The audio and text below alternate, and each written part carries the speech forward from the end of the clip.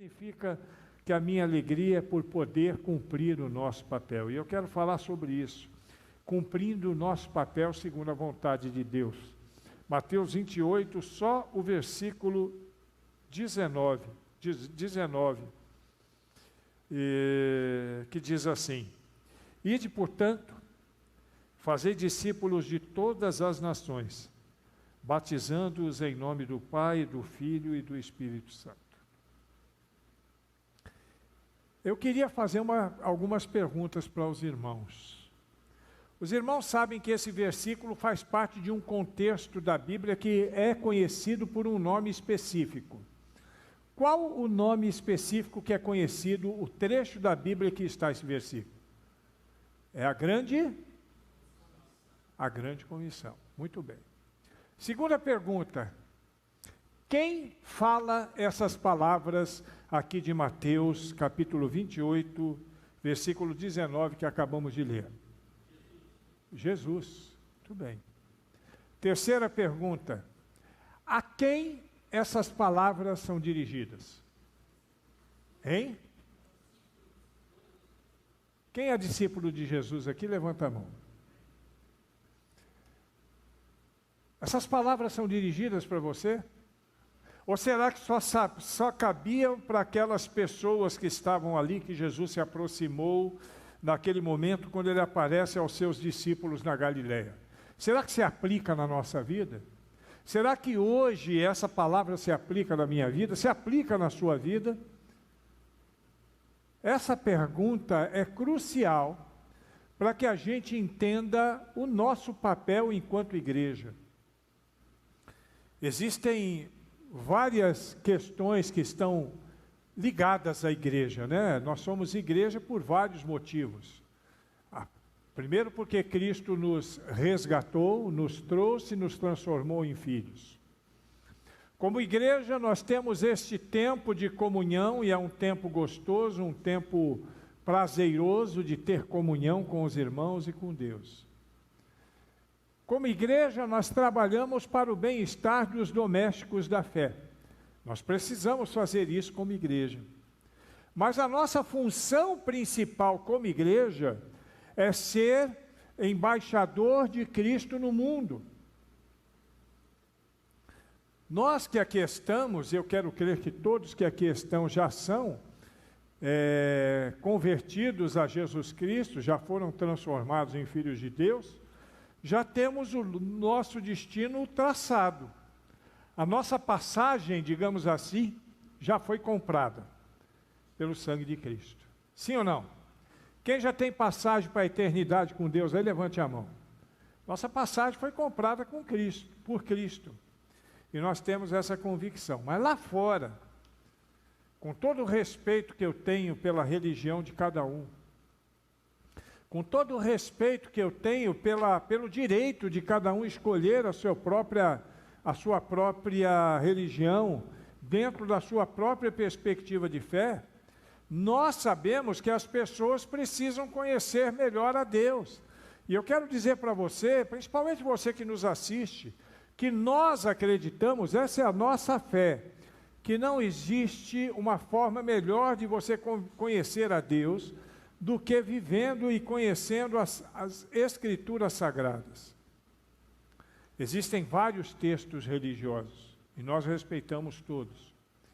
Existem várias considerações e várias possibilidades religiosas, e nós consideramos a todos. Mas a nossa fé, nós que somos cristãos, nós os cristãos, vivemos de acordo com as Escrituras. E pelas Escrituras nós entendemos que essa ordem aqui, da grande comissão, que nós conhecemos como grande ide de Jesus Cristo, nos dá a ordem, nos dá a missão de pregarmos o Evangelho de Cristo a outras pessoas, a todas as pessoas. Pastor, o que é isso? É proselitismo? Não, não é proselitismo. Cada um viva na religião que quiser. Pastor, o que significa isso? Significa que eu tenho que tentar convencer outras pessoas a fazerem parte da minha religião? Não, não é isso que significa. Significa que nós entendemos que que Jesus Cristo, conforme ele mesmo diz em João 14, versículo 6, é o caminho, a verdade e a vida. Nós entendemos que Jesus Cristo tem paz para nos dar como nenhum outro. Nós entendemos que Jesus, que é o líder maior da nossa fé, ele morreu, mas ele ressuscitou e ele está no meio de nós.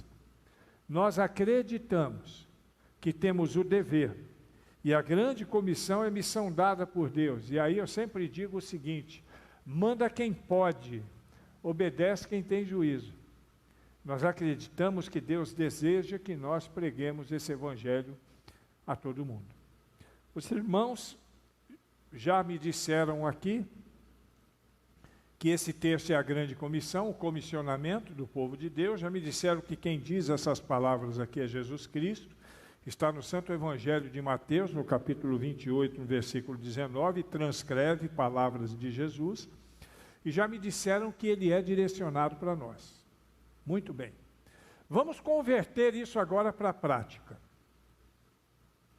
E agora uma pergunta que eu faço para vocês é o seguinte: vocês estão indo? Essa é a pergunta. O id está no presente do indicativo no modo imperativo. Significa o quê? Que é para ir hoje e que é para ir não se discute.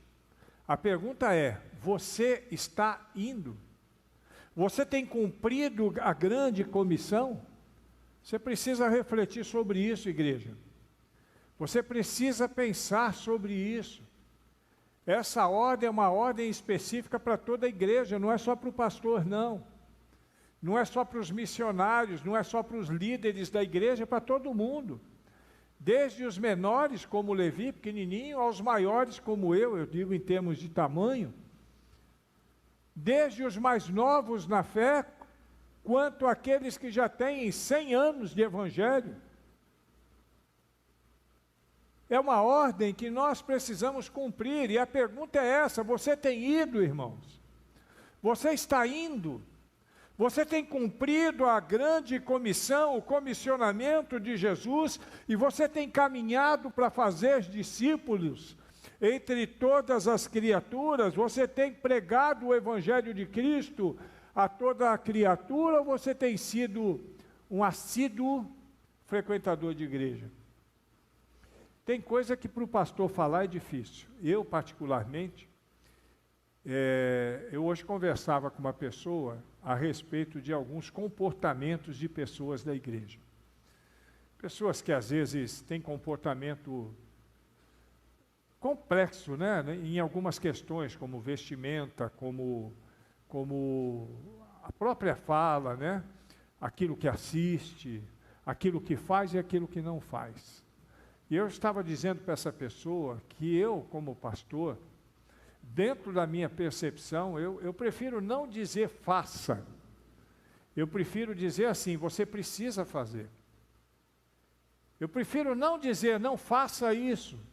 Eu prefiro que a pessoa entenda aquilo que ela não deve fazer. E quem teme a Deus sabe exatamente o que pode e o que não pode, o que deve e o que não deve. E quem teme a Deus precisa viver a grande comissão. E aí, talvez você diga: você quer dizer, pastor, que porque eu não evangelizo, porque eu não cumpro essa ordem de Deus, eu não sou cristão? Não, eu só estou dizendo com isso que você é um cristão que precisa rever suas ações. Você é cristão. Se você entregou sua vida a Jesus, ponto final. Você é filho de Deus. Mas precisa rever suas ações. E quando eu digo um mero frequentador de igreja, eu não quero afrontar ninguém. Mas eu quero dizer que tem gente que tem anos e anos e anos de convertido, vem na igreja, dá o seu dízimo, louva com ardor, ora com ardor, mas quando sai da porta para fora é como se deixasse a sua roupa de cristão aqui dentro da igreja, e lá fora então não tem nada a ver. Na sua empresa, na sua escola, na sua vizinhança, na sua família, não age como tal, não vive pregando o Evangelho. Aqui diz para fazer discípulo de todas as nações, e em Marcos diz: ide pregar o Evangelho a toda criatura. Tem gente que não leva isso a sério. Está na hora de nós abrirmos os olhos, irmãos. Existem vários tipos de pastores. Tem aquele pastor que é o pastor raiz. O que é o pastor raiz? É aquele pastor que gosta de gabinete, que gosta de ir na casa dos outros, né? Que prega, que gosta de, assim, tem aquela visão tanto quanto mais clássica, mais tradicional. Mas tem os pastores que são missionários, como eu. Eu prego, eu visito. Agora, o meu foco é ganhar vidas para Cristo, lá fora. Pregar o Evangelho. É viver como igreja. O que quer dizer igreja mesmo? Chamados para dentro, não é isso? Como é que é, ué? Chamados para fora. Tem muita gente que acha que igreja é chamado para dentro. E o pior é que entra e não quer sair para fazer mais nada. Então, eu sou diferente do pastor raiz. Eu sou o pastor missionário.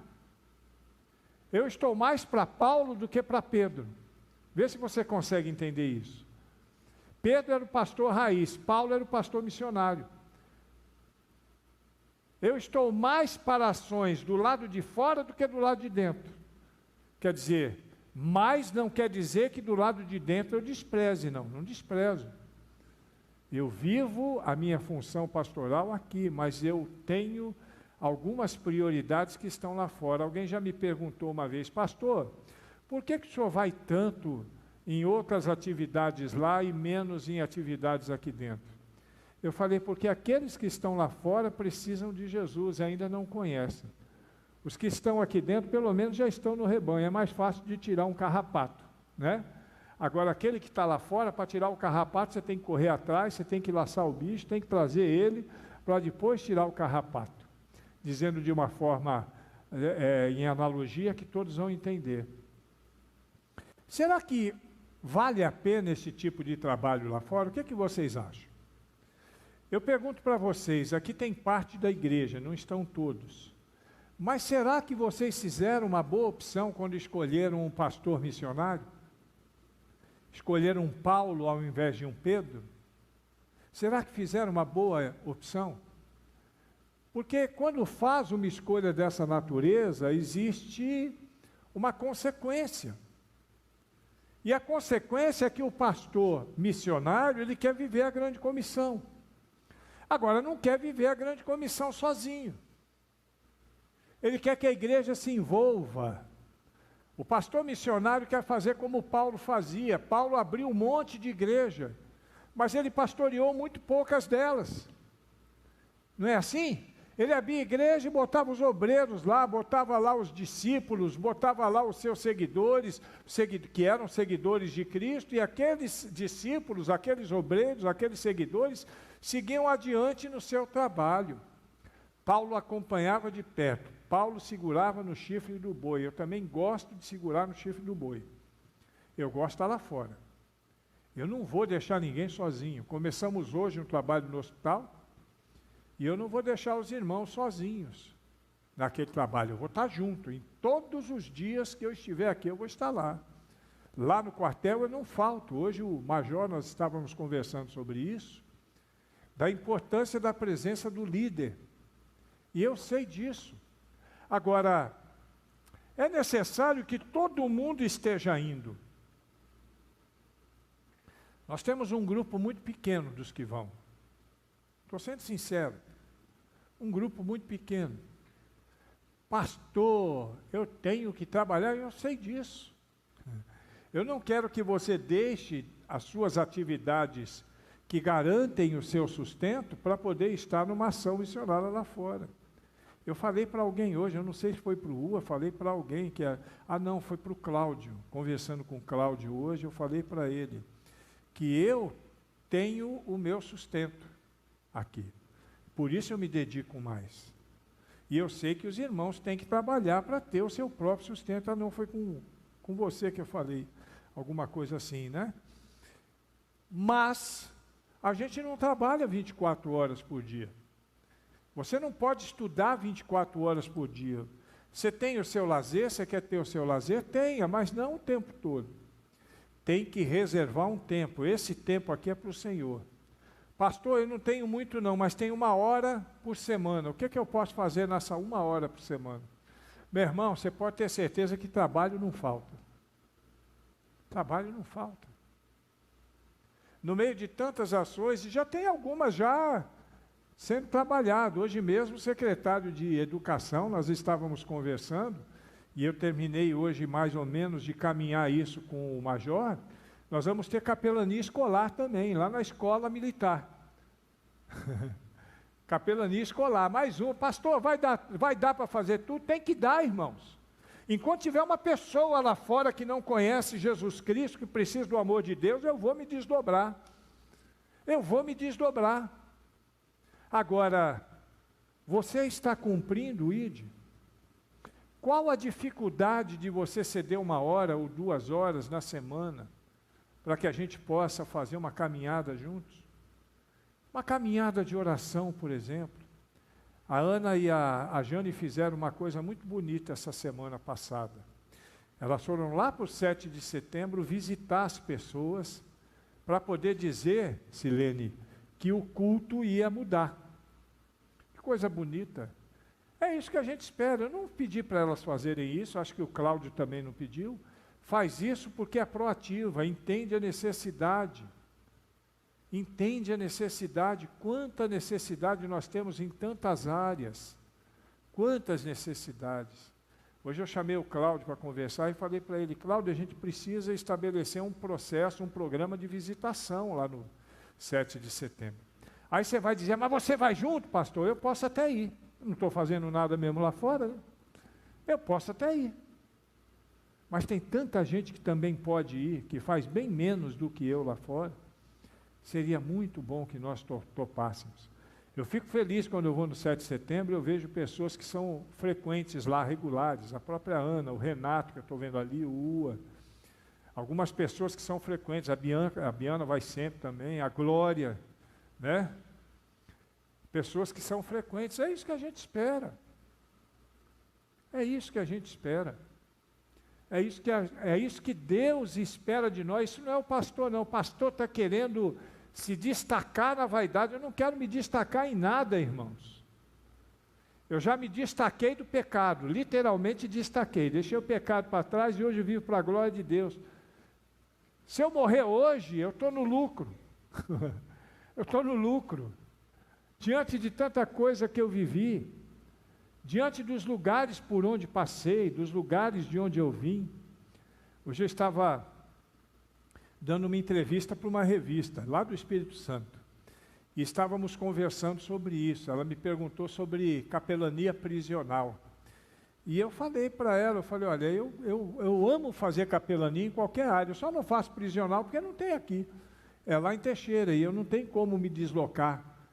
4 vezes por semana, cada deslocada para Teixeira é 120 quilômetros, né? Isso tem custo, tempo, só de ida e volta é quase 2 horas, e aí então fica difícil, mas se tivesse presídio aqui na cidade, eu já estaria lá dentro desde o dia que eu cheguei. Eu estava dizendo isso, a capelania é o que há de mais importante dentro de um presídio.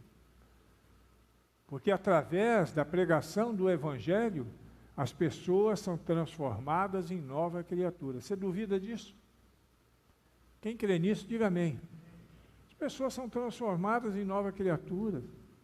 E as pessoas que às vezes davam trabalho para a sociedade, agora começam a servir a sociedade.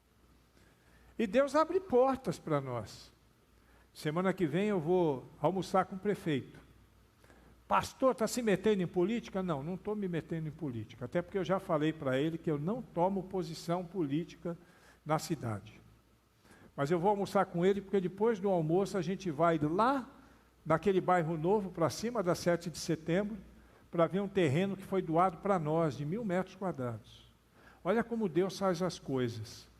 Nós estamos lá no 7 de setembro. E na região do 7 de setembro estamos ganhando um terreno imenso, num bairro novo. Pensa, se é ou se não é ação de Deus. O que você acha, irmão? É ou não é? Deus, ele faz assim. Faz assim, e ainda tenho chance de orar pelo homem, pelo tal do Bitelo. Ainda tenho chance de orar por ele. Né? Deus é fiel. Deus é fiel. O prefeito também precisa de Jesus. Ontem eu estava com o presidente da Câmara, Pintão, que me pediu orações específicas por alguns assuntos. Isso é importante, irmãos. Isso demonstra a confiança que eles têm na igreja, em Deus, no pastor da igreja também. E não é vaidade, não é jogo de vaidade, eu já passei dessa fase, eu já tenho 64 anos, esse mês eu faço 64, já passei dessa fase de vaidade, eu quero agora nadar de braçada nas águas do Espírito, é o que eu quero. Proclamar a graça de Deus em todos os lugares. É assim que funciona. Deus, Ele muda histórias, mas eu preciso ir. Você tem ido?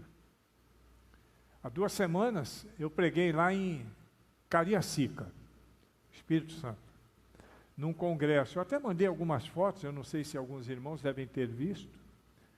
E ali estavam pessoas que trabalham no complexo prisional.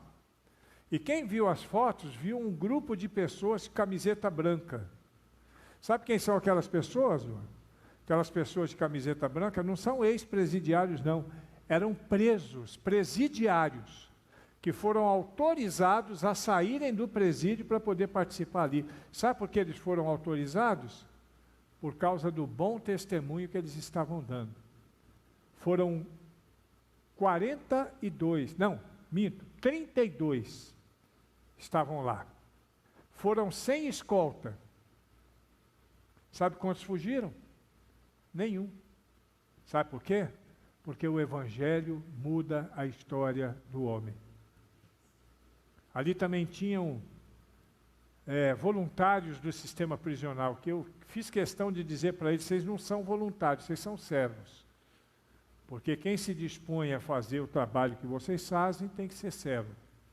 Voluntário vai quando Deus, eu sempre falo isso, eu falei para a Ana hoje, né, Ana? Voluntário sempre vai quando pode, se der, ele vai quando pode e o tempo que ele puder. O servo não, o servo vai e pronto. Ele sabe qual é o seu papel. E aí então Deus vai operando. A gente não faz ideia, irmãos, de quantas pessoas nós estamos alcançando aqui em Medeiros Neto para Cristo, através dessas ações. A gente não faz ideia. Hoje, quando eu cheguei lá, tinha um policial, ele estava lá, ele foi o segundo a chegar. O primeiro foi como é o nome daquele Floresval? É um policial da reserva que não perde um culto, nem ele, nem o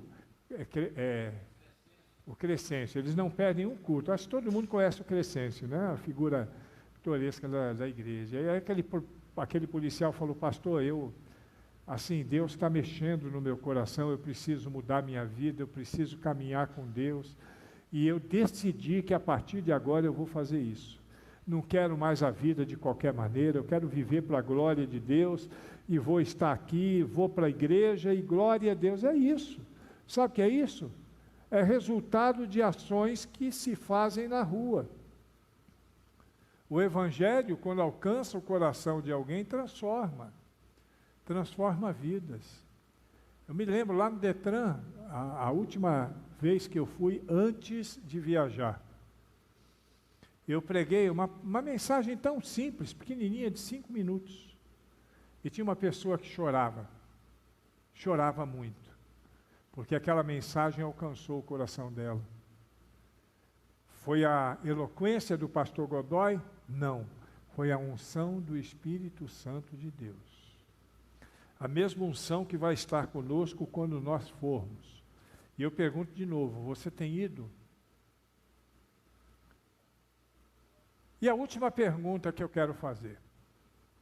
Você já sabe que isso é a grande comissão? Já sabe que quem falou foi Jesus Cristo? Já sabe que fala para nós? A pergunta da sua reflexão é, você tem ido? E a última pergunta, você quer ir? Você quer ir? Pastor, eu gostaria muito de ir, mas eu não sei se eu vou dar conta. Pastor, eu gostaria muito de ir, mas eu tenho vergonha. Pastor, eu gostaria muito de ir, mas meu tempo é tão pequeno.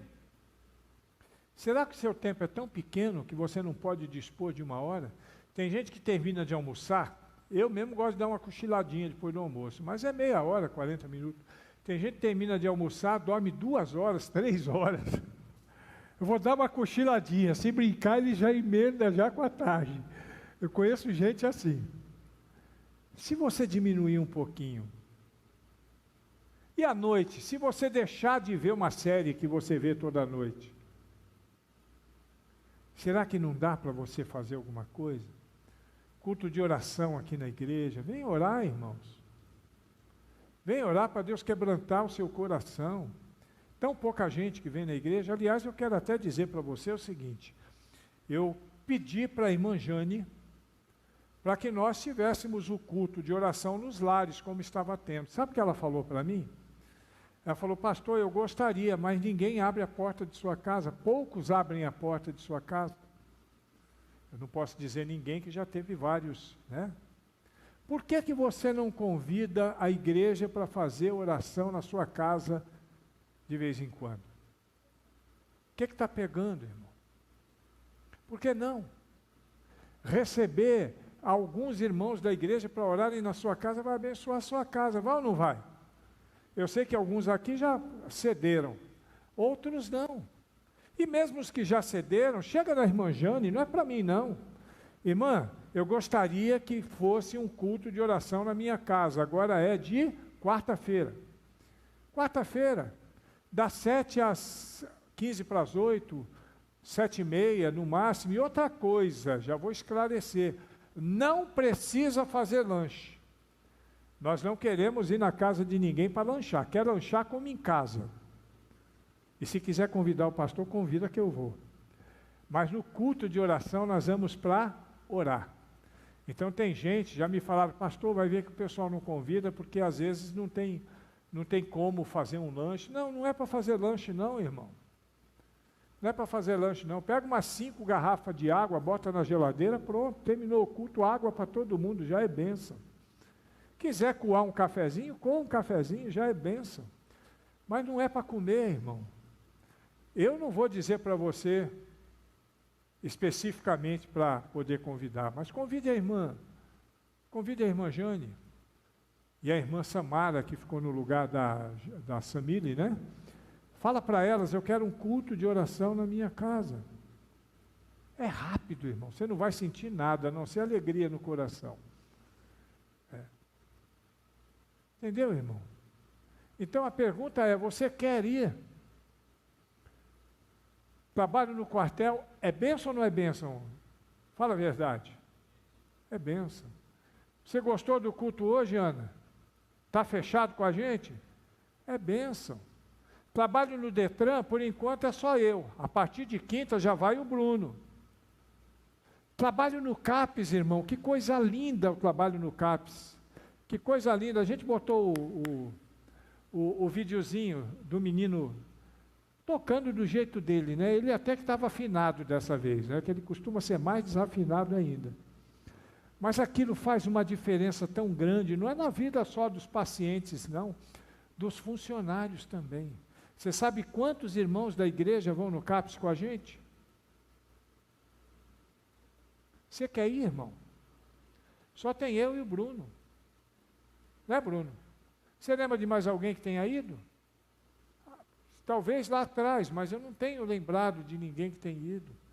Que trabalho abençoado. Você quer ir? No hospital agora já está fechado o grupo, porque não pode ser um grupo muito grande. Mas, se você quiser, eu ainda vou, semana que vem, antes de quinta-feira, eu vou fazer um treinamento rápido. Se você quiser vir nesse treinamento, venha. Conforme for, a gente faz 2 grupos, né, Ana? Um vai numa semana, outro vai na outra, para não pesar muito. Mas você tem que querer ir, o pastor não vai. Não adianta, irmão, eu não vou ligar para você, a não ser que eu tenha muita convicção de que é a missão de Deus para a sua vida. Eu não vou ligar para você e dizer, vamos, irmão, para você dizer, pastor, eu não vou não, e eu ficar insistindo, eu não vou fazer isso, irmão. Não é o meu papel. Quem convence o homem não é o pastor, é o Espírito Santo de Deus. Renato começou a ir na rádio. Hoje eu fico tranquilo com a rádio. 2 ou 3 segunda-feira que ele tocou lá sozinho. Eu tive que viajar, meteu bronca lá, né?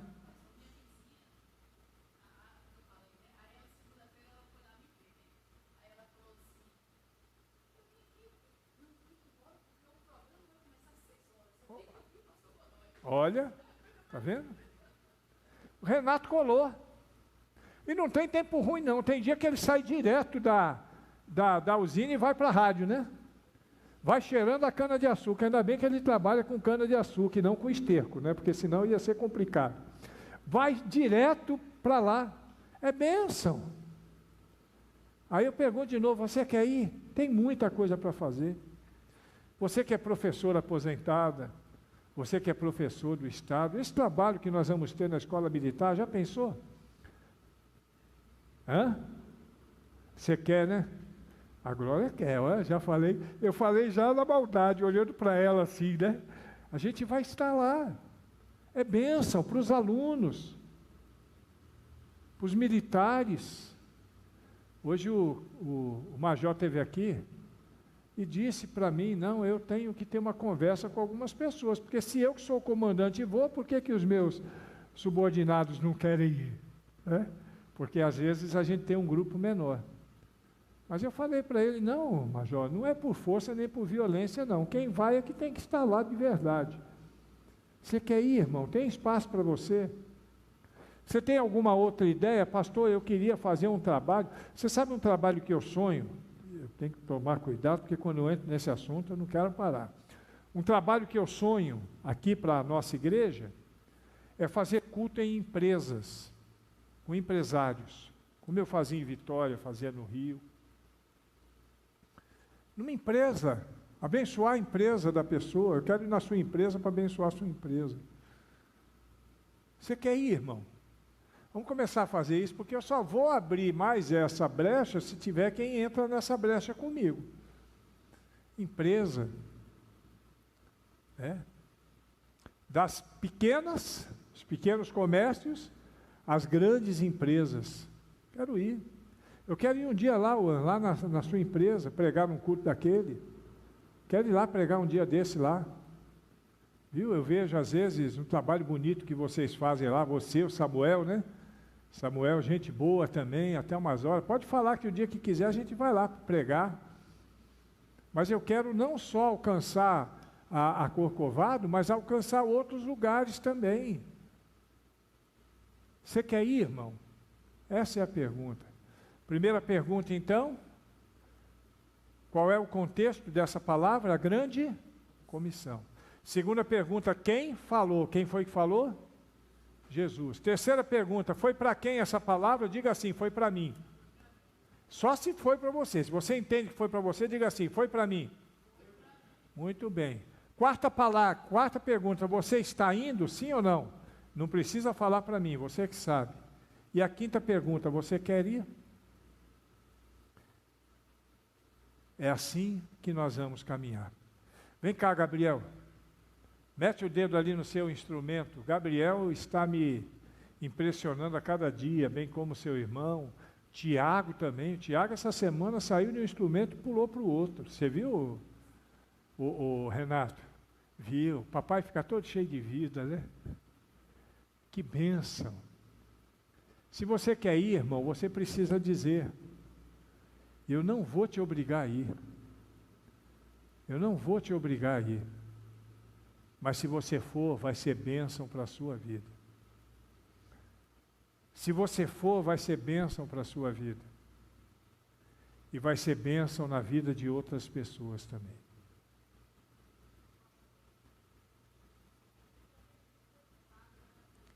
Hein?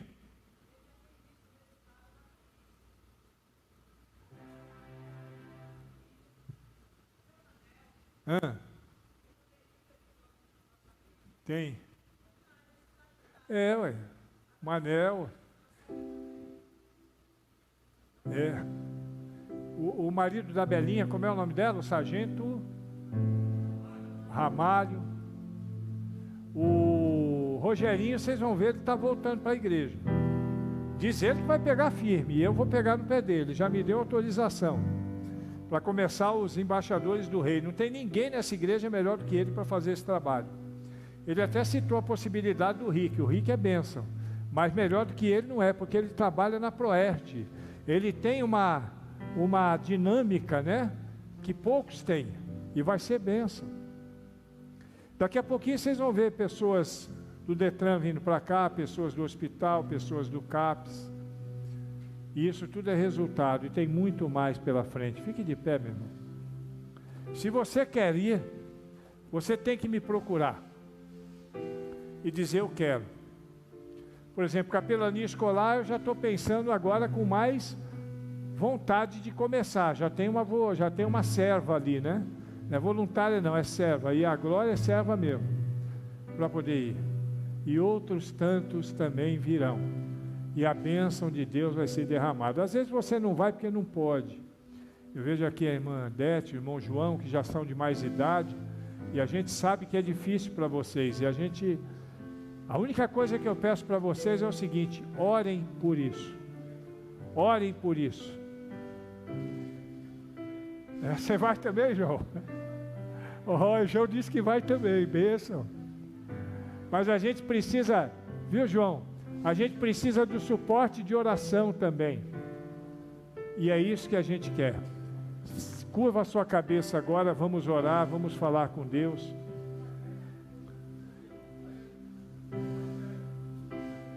Olha lá, o João animou, tá vendo? Meu desejo é que todo mundo anime. Até você que está chegando agora também, meu irmão. Todo mundo anime, para a glória de Deus. E nós vamos ver essa cidade transformada em nome de Jesus. Feche os seus olhos e vamos orar.